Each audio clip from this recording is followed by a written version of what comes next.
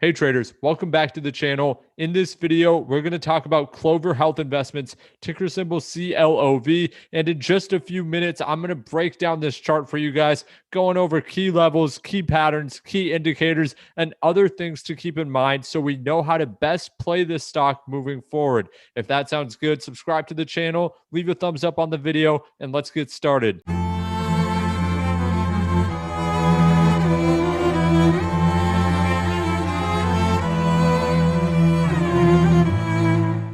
Okay, so here we have the chart for CLOV on the 1 minute. Starting off by just recapping the daily price action, you saw a pretty good day for CLOV overall, closing up 7%. The day actually started off pretty slow. We saw some low volume consolidation, but then the volume came in and the price action followed suit. We made it all the way into that $8 range before kind of consolidating at the end of the day and closing right here at 783.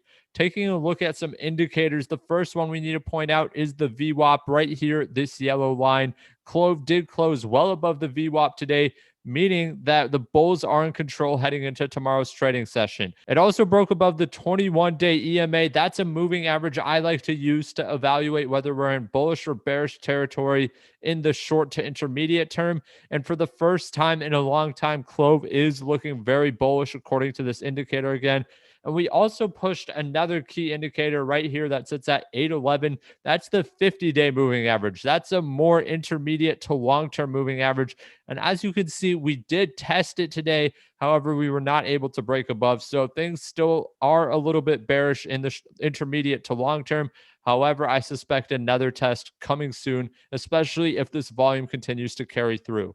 Now, the last indicator to take a look at going to the daily chart is the RSI. This is something that's actually pretty impressive here because despite this move from the low $6 to low $7 this week, we can see that the RSI is still completely neutral here. We are not overextended. We are not overbought. So this thing has a lot more room to run, which would be something of great interest if you are long on the stock. Now, the last thing to take a look at when we are evaluating the chart is just evaluating support and resistance levels. So we did establish and test a key resistance level today and break through it. That's the 780 level. So now it becomes support. And if we want to make another step up tomorrow, it's crucial that we hold this level. However, if we do not, we do have support right here at the 730 level as well as the $7 level. Okay. I don't suspect that we're going to test those levels soon. However, it's always good to keep in mind because if we do test them and you are bullish on the stock, it's a great spot to add because it minimizes your risk and maximizes your upside. Now, taking a look at the bullish side, taking a look at resistance levels. So, the first resistance, as we saw today, is going to be right here at that 50-day moving average of 811. After that, we have room to run to 840s, then 880s, and then 920. So there is a lot of space to run if we can get back over this 50-day moving average. That's something to keep in mind as well. Now, a couple other things before we wrap up here. First of all, I just want to point out the volume. Huge volume today, 31 million shares trading hands, a lot higher than what we've seen in the past few trading sessions. And if you want to see CLOV continuing to move up at this rate, expect to see volume kind of follow suit with today's trading session. Expect to see more high volume trading days. And if the volume does die down, well, you should expect the price action to also respect that and probably come down and consolidate if we can't push this volume.